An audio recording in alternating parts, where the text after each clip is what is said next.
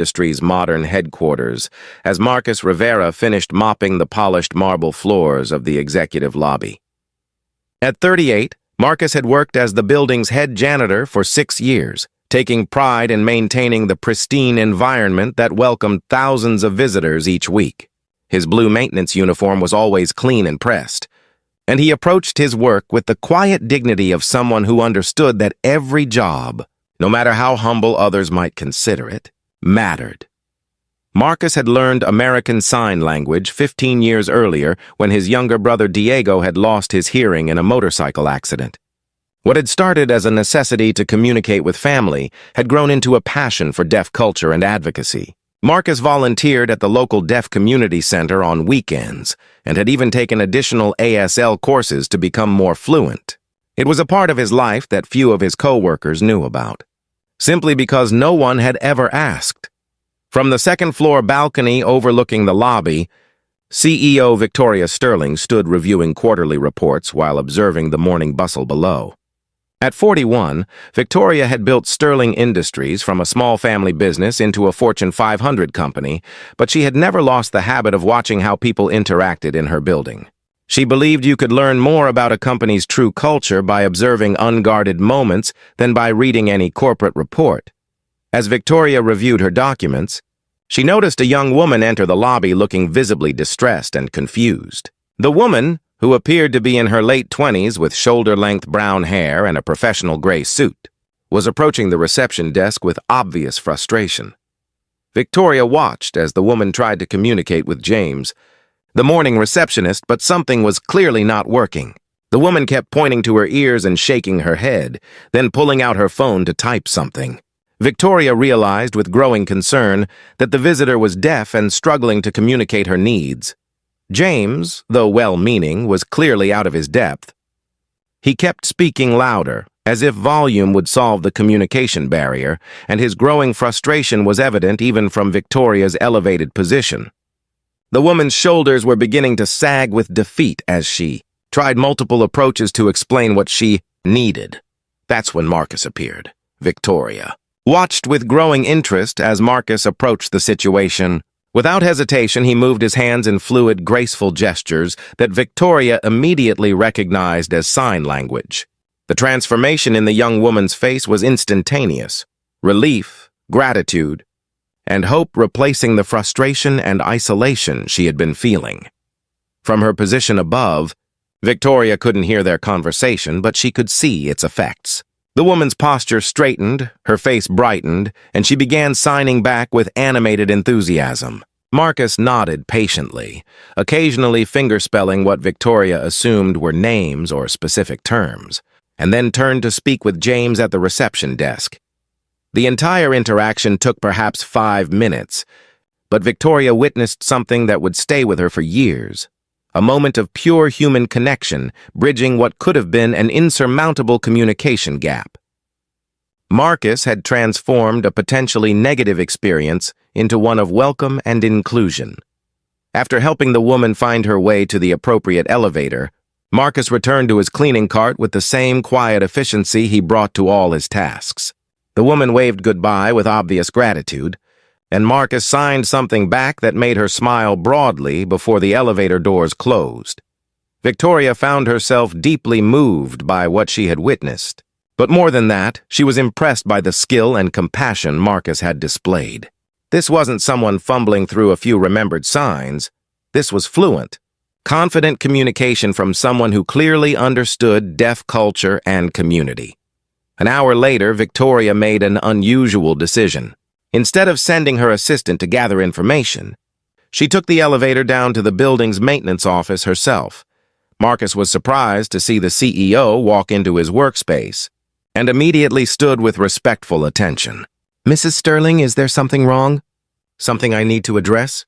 "Actually, Marcus, I wanted to thank you for something I observed this morning," Victoria said, noting his surprise at being addressed by name. "I saw you help a deaf visitor in the lobby. Your sign language skills were impressive." Marcus looked uncertain, as if he might be in trouble for leaving his assigned duties. "I hope it was okay that I stepped in. She seemed really frustrated, and James was having trouble understanding what she needed." It was more than okay, Victoria assured him. It was exactly what should have happened. How long have you been fluent in ASL? About 15 years, Marcus replied. My brother became deaf after an accident, so I learned to communicate with him. Then I got involved with the deaf community and kept studying. Victoria nodded thoughtfully. Marcus, are you aware that Sterling Industries has been struggling with accessibility issues? We've had complaints from deaf clients and employees about communication barriers, but we haven't found effective solutions. I had heard some things, Marcus admitted carefully. What if I told you that we're creating a new position, Director of Accessibility Services, and we need someone who understands both the technical requirements and the human side of making our company truly inclusive? Marcus stared at her in amazement. Mrs. Sterling, I appreciate the thought, but I'm a janitor. I don't have the business background or education for an executive position. Marcus, what you displayed this morning isn't something you can learn in business school, Victoria replied firmly. You showed cultural competence, problem-solving skills, and genuine care for ensuring everyone feels welcome in our building. Those are the qualifications that matter most for this role. Over the next several weeks, Victoria worked with Marcus to develop a comprehensive accessibility program for Sterling Industries. What she discovered was that Marcus brought insights no consultant could have provided. His years of experience in the deaf community had taught him not just the technical accommodations that were needed, but the cultural understanding that made those accommodations truly effective. Marcus proposed solutions that went far beyond basic compliance: ASL interpreters on staff, visual alert systems throughout the building, deaf awareness training for all employees, and partnerships with deaf community organizations for hiring and mentorship programs. You know what impressed me most about that morning? Victoria asked Marcus during one of their planning meetings. What's that? You didn't just solve a communication problem.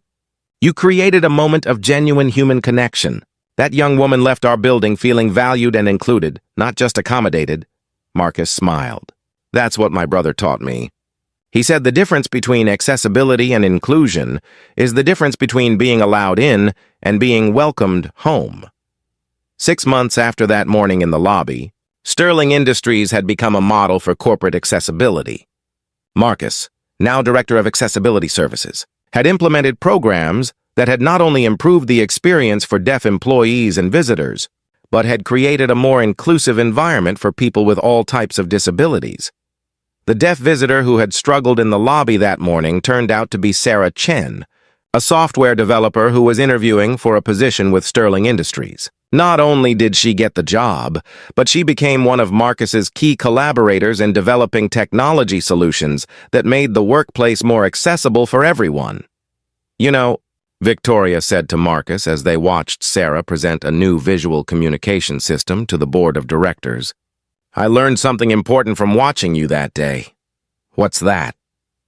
I realized that the most valuable employees are often the ones whose talents we overlook because we're not paying attention to the right things. I was so focused on quarterly reports and profit margins that I almost missed the fact that one of our most capable people was right here all along. Marcus looked around the conference room where Sarah was confidently presenting to executives, her ideas being translated simultaneously by one of the ASL interpreters who were now standard at all company meetings. Mrs. Sterling, I think what you really learned is what my brother has been trying to teach me for 15 years. Inclusion isn't about changing people to fit your world. It's about expanding your world to include everyone. Victoria nodded, understanding that the morning she had spent watching from the balcony had taught her more about leadership than any business conference or corporate training program ever could. Sometimes, the most important qualifications for a job aren't listed on any resume. They're demonstrated in quiet moments when no one thinks they're being watched, when someone chooses compassion over convenience and inclusion over indifference. And sometimes the most transformative business decisions come from recognizing that the people who clean your floors might also be the ones who can help you build a better company, if you're wise enough to notice their true capabilities and courageous enough to create opportunities that match their potential. If this story reminded you that everyone has valuable skills and perspectives that might not be immediately visible, Please give it a like and share it with someone who believes in the importance of inclusion and accessibility. Subscribe for more stories about recognizing hidden talents and creating opportunities for everyone to contribute their gifts. And let us know in the comments about a time when someone surprised you with abilities you hadn't expected. Sometimes the most important conversations happen without words, and the most valuable employees are the ones whose worth we almost overlook.